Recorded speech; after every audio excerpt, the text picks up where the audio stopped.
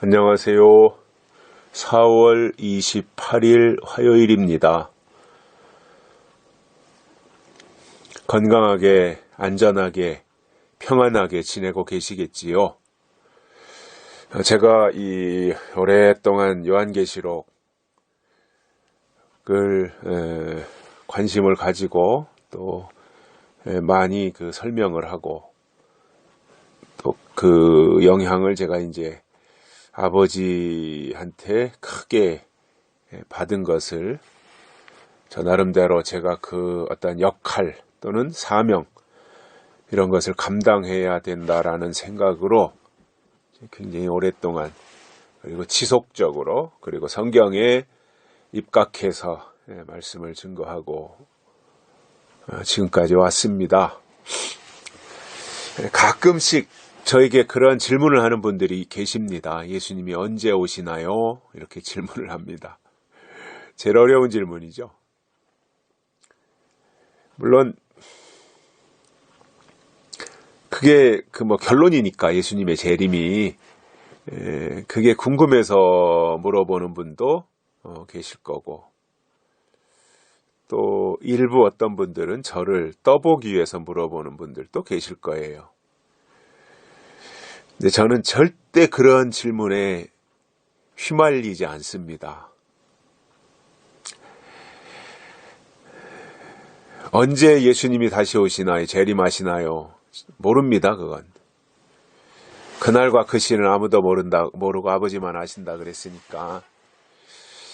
제가 예수님이 언제 오시는지는 알 수는 없어요. 또 알 길이 없어요. 그러나 확실한 것은 예수님이 다시 오실 때가 굉장히 임박했다, 가까워졌다라고 하는 것은 부인할 수 없는 사실입니다. 여러 가지 현상을 볼 때 그렇다는 거지요. 그러나 그것을 이제 날짜적으로, 시간적으로 언제냐라고 한다면 그것을 선뜻 대답하기는 쉽지 않습니다. 이단들이야, 지들 맘대로 말하는 사람들이니까, 시한부 종말론자들, 그런 사람들이야, 나름대로 자기네들이 정해놓은 시간을 가지고 계산을 해서 예수님이 언제 재림하신다, 그것을 말할 수 있습니다. 그러나 그게 그 사람들이 말한다 그래서 그 날짜에 예수님이 오시는 건 아니거든요. 예수님이 정한 시간에 예수님이 오시는 거지요.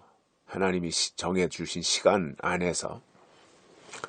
다만 우리는 그 약속을 붙잡고 그분이 오시기를 기다리는 가운데 막연할 수 있잖아요. 그러니까 여러 가지 징조를 통해서 보여주시고 준비하게 하시고 깨어있게 하시고 그래서 예수님을 맞이할 수 있도록 이제 준비하는 일들을 시키신다고 저는 생각하고 그래서 임박한 재림, 예수님이 다시 오실 시간이 굉장히 임박해 있다. 이것이 오히려 더 정확한 표현일 거라고 생각을 합니다.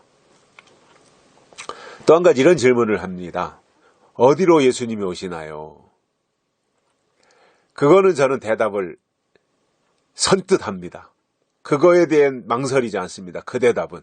왜냐? 그건 너무나 확실하니까요. 그래서 어디로 오시나요? 이제 물으면 제가 욕단 족속들이 살고 있는 곳으로 예수님이 다시 오십니다. 이렇게 말을 합니다. 그러면 이제 성경 지식이나 역사적 지식이 없는 사람들은 그게 무슨 말인지 잘 몰라요. 욕단 족속이 있는 곳으로 예수님이 다시 오십니다. 그럼 이제 그거에 대해서 제가 설명을 하죠. 노아의 아들이 세 명이 있었잖아요. 셈, 함, 야벳. 그 중에서 이제 셈이 선민, 의인의 계통이잖아요. 선민의 계통, 의인의 계통, 셈. 그래서 셈의 5대손, 셈, 아르박삭, 셀라, 에벨, 그리고 5대손에 가서 벨렉과 역단으로 이제 나눠지죠. 쭉 셈 이후로 4대 동안 아르박삭, 셀라, 에벨 여기까지는 한 명으로 쭉 이어오다가 한 명이 그 영적 혈통을 이어오다가 5대째 가서 벨렉과 욕단으로 나눠지죠. 그래서 벨렉은 저 서쪽으로 가서 이스라엘의 터전을 잡고 히브리 민족이 되었고 거기를 통해서 아브라함이 태어났고 그리고 예수님이 초림하시는 도구로 쓰신 그 역사적 사실들을 쭉 설명을 해드립니다. 그러면 이제 벨렉 족속은 서쪽으로 가서 히브리 민족이 되었고 또 한 민족이 욕단 족속인데 욕단 족속은 창세기 10장에 보면 그들이 거하는 곳은 동쪽 산이었더라 이렇게 되어 있어요. 동쪽으로 산에 거주하는 생활을 했고 그것이 그 이후로 이제 최근 들어서 역사학자들이 연구를 한 결과 욕단 족속들이 동쪽 산에 거하면서 계속해서 동쪽으로 이주해 왔다. 왜냐? 욕단 족속은 빛을 좋아하고 그래서 해가 뜨는 최고 동쪽 그곳을 향해서 이주해 와서 머문 곳이 만주를 중심으로 한 이 한반도. 그래서 욕단 동쪽 벨렉 족속은 서쪽으로 가서 히브리 민족을 이루었고 욕단 족속은 동쪽으로 와서 한민족을 이룬 거예요. 그래서 예수님의 예수님의 초림은 벨렉 족속 저 히브리 민족을 통해서 예수님이 초림하셨고, 자 그러면 선민이면서도 아직 쓰임 받지 않은 게 하나 남았죠. 욕단. 그 욕단 족속을 언제 쓰시느냐? 예수님이 다시 오시는 일에 쓰신다 이겁니다. 그래서 한민족을 예수님이 다시 오시는 일에 쓰시는 거예요. 욕단 족속이 살고 있는 곳으로 예수님이 다시 오신다라는 설명은 제가 꼭 합니다. 그래서 저는 우리 한민족이 대한민국이잖아요.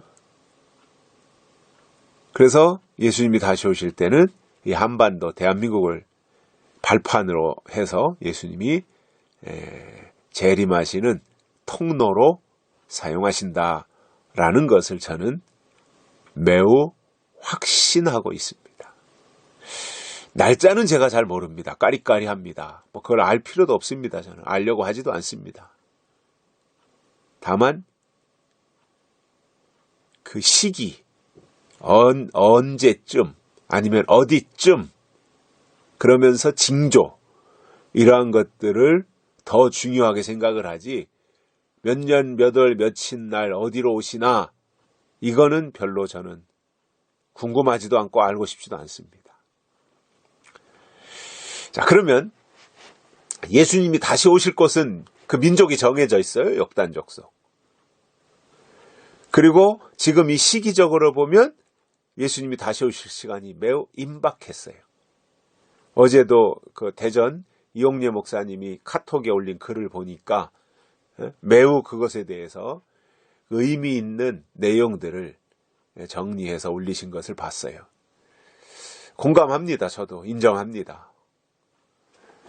여러 가지 지금 과학이 발전하고 말이죠. 이 여러 가지 인터넷이라든가 이 4차 산업혁명이라든가 또 이 로봇이라든가 인공지능이라든가 이러한 것들이 이제 매우 지금 중요하게 나타났는데 아마 그러한 것을 하나님이 쓰셔서 복음 전하는 도구로도 사용하시겠지만 또 한편으로는 그러한 첨단 과학의 발달이 바벨탑이 될 수도 있거든요. 하나님을 향해서 도전하는 마치 인간의 수명이 150살을 사니 그리고 뭐 인공지능으로 뭘 어떻게 하니 뭐 아무튼 해괴망측한 일들도 많이 과학의 발전과 함께 나타나고 있고 그것으로 인해서 하나님이 정해 놓으신 어떤 생명에 도전하고 그래서 또 다른 이 시대의 바벨탑을 쌓는 그 모습 앞에 굉장히 인간의 기술, 인간의 발달, 인간의 어떤 과학 이런 것으로 교만해질 수 있는 이 상황에 우한 폐렴이 뻥 터져버리니까 인공지능이고 나발이고 다 속수무책이 된 거예요. 아무짝에도 이 우한 폐렴 하나 막는데 이 인공지능이 4차 산업혁명이 무슨 컴퓨터가 스마트폰이 또 스마트 시대가 아무 역할을 못하고 있는 거예요. 예? 미국 무너지는 거 보세요. 예? 저 이탈리아 무너지는 거 보시라고요. 저렇게 선진국이고 과학이 발달하고 말이죠. 노벨상을 수십 명이 타고 다 속수무책이에요. 이야, 이러한 모습을 보면서 야, 인간이 아무리 똑똑하고 잘난 것 같으야 하나님이 방향 하나 살짝 바꿔놓으니까 꼼짝 못하는구나 이거. 인간의 힘으로 할 수 있는 게 없구나. 다 할 것 같았는데 그죠? 다 할 것 같았는데 막상 우한 폐렴이 오니까 인간이 할 수 있는 게 아무것도 없어요. 저는 이러한 것들을 보면서 참 안타깝지만 하나님이 보실 때 이놈들아 까불지 마 이러시는 것 같아요. 까불지 마 이놈들아. 내가 너들 그동안 봐준 거지. 너희들이 잘해서 그런 줄 아느냐? 이놈들아. 하나님을 인정하고 하나님을 인식하고 살아라 이놈들아. 그러시는 것 같아요. 이 우한 폐렴 사태를 보면서 저는 그런 느낌이 들더라고요. 속수무책이잖아요.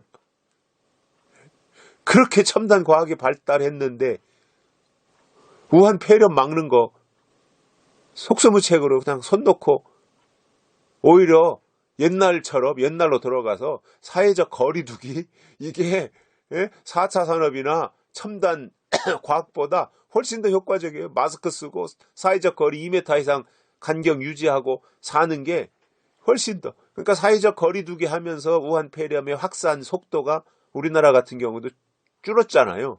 대구 신천지에서 막 폭발하다가 신천지는 그 희한하게 의자도 안 놓고 말이죠. 맨 바닥에 오와 열을 딱 맞춰가지고 거기서 그냥 열성적으로 찬송 부르고 기도하고 하니까 이 입에서 튀어나오는 비말이 거기 얼마나 다 전염이 잘 됐겠어요.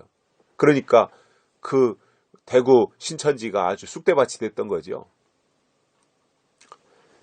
이제 그런 것들로 인해서 이게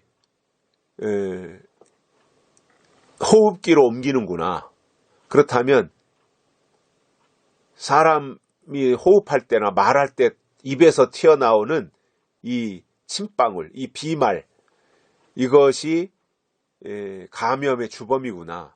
침이 튀어나올 때 거기에 몸속에 있던 폐렴균도 같이 튀어나와서 상대방 호흡기로 들어가면은 그게 감염되는 거구나. 이런 것을 이제 알고 사회적 거리두기를 하면서 이제 좀 누그러진 거지요. 그래 절대 방심하지 마십시오. 절대 방심하지 마십시오. 우한 폐렴. 멀지 않아서 또 폭발할 겁니다. 저는 이 우한 폐렴이 하나님의 심각한 경고라고 생각을 합니다. 인간의 교만을 꺾어 놓으셨어요, 이번에. 교회적으로도 그렇잖아요. 큰 교회가 대단한 것 같았는데 이 우한 폐렴 사태 오니까 큰 교회도 속수무책이에요. 꼼짝 못하고 있는 거예요. 그러니 이게 그동안에 목숨 내놓고 신앙 지켰고 주일 성수하고 그렇게 한국교회가 유지되어 왔는데 이 우한 폐렴 사태 나니까 정부가 나서서 예배드리지 말아라, 뭐 사회적 거리두기를 해라 이러면서 교회도 순식간에 무너져 버리잖아요. 저는 이렇게 유심히 봅니다. 저도 똑같은 사람이니까. 사람이요, 한 2달 이렇게 영적인 생활로부터 멀어지잖아요. 그러면은 완전히 옛날로 돌아갑니다, 사람이. 그래도 수요일, 주일, 적어도 일주일에 한 번씩이라도 교회 가고 말씀 듣고 가서 찬송 부르고 예배, 성가대 찬양 듣고 기도하고 이렇게라도 해서 근근히 신앙을 유지하고 가는데 한 2달 교회 안 나가 보십시오. 유튜브로 설교 듣고 이런 게 신앙생활이 전부가 아니거든요. 물론 성숙한 사람들이야 그렇게 해서 얼마든지 유지할 수 있지만 이게 은혜 시대에 젖어 있는 사람들이 말이죠. 교회 가야 기도하고 교회 가서야 목사님 설교 듣고 그리고 은혜 받고 교회 가서 또 같은 구역 식구들 만나서 교제하고 친교 나누고 이것에 익숙했던 사람들이 한 2달 그거 안 해보십시오. 다 옛날로 다 돌아간다니까요. 관성의 법칙에 의해서. 그래서 꾸준히 신앙생활 잘 유지하고 또 본인이 어느 정도 말씀에 섰고 성숙했다면 유튜브를 통해서 계속해서 반복해서 되새김질을 해야 그나마 신앙을 지켜요. 저는 계시록을 하면서도 저는 그거 많이 느껴요. 계시록 몇 달 안 들어보세요. 옛날로 돌아간다니까요. 내 속에 언제 계시록이 있었나 생각한다니까요. 중요한 건 뭐냐면 그 물에서 놀아야 돼. 그 물에서. 이게 좋은 건지 나쁜 건지도 하여튼 모르지만 그 물에서 놀다 보면 그냥 그렇게 젖어가게 돼 있는데 떠나면 그 물에서 물 밖으로 나가면 몇 달 지나지 않아서 기억 속에서 생각 속에서요. 그동안 그렇게 중요하고 인 맞는 게 중요하고 요한계시록이 중요하고 그 인식 자체가 다 없어진다니까요.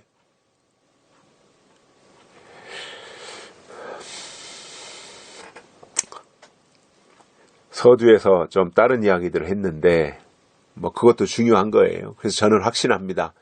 예수님이 몇 년, 몇 월, 며칠 날, 몇 시에 오시느냐 이건 저는 몰라요. 다만 방향과 징조 이런 것을 통해서 어렴풋이 어떠한 시기에 대한 이 생각은 나름대로 가지고 있어요. 그러나 예수님이 어디로 오시느냐는 제가 알아요. 욕단족 속에 있는 곳으로 예수님이 재림하신다. 이건 확실한 겁니다. 그렇게 기억하시고요. 오늘 말씀 보시면 디모데후서 2장 15절입니다. 내가 진리의 말씀을 옳게 분변하여 부끄러울 것이 없는 일꾼으로 인정된 자로 자신을 하나님 앞에 드리기를 힘쓰라. 바울이 말합니다. 진리의 말씀을 옳게 분별해라. 진리의 말씀을 옳게 분별하라. 분변이라 그랬습니다. 분별하고 변론한다라는 거죠. 분변. 그래서 우리가 신앙생활을 이게 우리가 성숙했다는 증거가 뭐냐면 진리의 말씀을 분변할 줄 아는 거예요. 진리의 말씀을. 진리의 말씀은 예언의 말씀이고 약속의 말씀입니다. 그것을 분변해야 성숙한 사람입니다. 그래서 이렇게 분변하는 사람은 부끄러울 것이 없는 일꾼으로 하나님 앞에 자신을 드리게 됩니다. 여기서 부끄러움은 뭐예요? 주여 주여 했는데 구원받지 못하는 게 부끄러움이에요. 최고의 부끄러움이 그거예요. 열심히 교회 다니고 신앙생활 한다고 했는데 구원받지 못하는 거예요. 마치 유대인들, 바리새인들, 제사장들이 열심히 아브라함을 칭송하고 여호와 하나님을 쫓고 율법을 지키고 할례를 행하고 이렇게 했는데 예수님을 초림하시고 나니까 예수님을 오히려 배반하고 예수님을 십자가에 못 박아 죽여요. 그러니까 열심히 구약에서는 하나님을 의지하고 따랐는데 예수님이 막상 오시니까 예수님을 받아들이지 않았어요. 그래서 하나님이 예비하신 구원에서 배제됐습니다. 이게 부끄러움인 겁니다. 마찬가지입니다. 예수님이 다시 오실 때에도 열심히 그동안 교회 다녔는데 예수님이 다시 오실 때 잘했다, 착하고 충성된 종아 이렇게 칭찬 듣지 못하고 이 악하고 게으른 종아 이렇게 말하는 이것이 부끄러움인 거예요. 간단히 말하면 이거예요. 열심히 교회 다니고 예수 믿었는데 천국 못 가는 거예요. 열심히 신앙생활 했는데 구원받지 못하는 거예요. 왜 그렇습니까? 법을 몰라서 그런 거예요. 법을. 때를 모르는 거고요. 그게 죄예요. 그게 부끄러움 당하는 일이고요. 그래서 우리는 예수님이 다시 오실 때 칭찬을 받아야지 부끄러움을 당하면 안 됩니다. 그런데 왜 부끄러움을 당해요? 한 가지예요. 진리의 말씀을 분별할 줄 몰라서 그래요. 이게 부끄러움 당하는 이유예요. 우리는 부끄러움 당하는 자들이 되지 말고 예수님 오실 때 야, 참 잘했다. 야, 참 너 수고했다. 야, 참 너 애썼다. 그 상황에서 어떻게 너 믿음을 그렇게 지켰느냐. 이러면서 축혀 세워주고 칭찬받는 사람이 되어야지 이 나쁜 놈아, 이 게으른 놈아, 이 악한 종아 그러면서 책망하는 사람이 된다면 그 자체가 부끄러움이다. 왜 부끄러움 당한다 그랬어요? 진리의 말씀을 분별할 줄 모르기 때문에 부끄러움을 당한다라는 이 사실을 기억하고 오늘 또 분별하는 하루를 하나님 안에서 살아가시기를 바랍니다. 여기까지 하겠습니다. 감사합니다.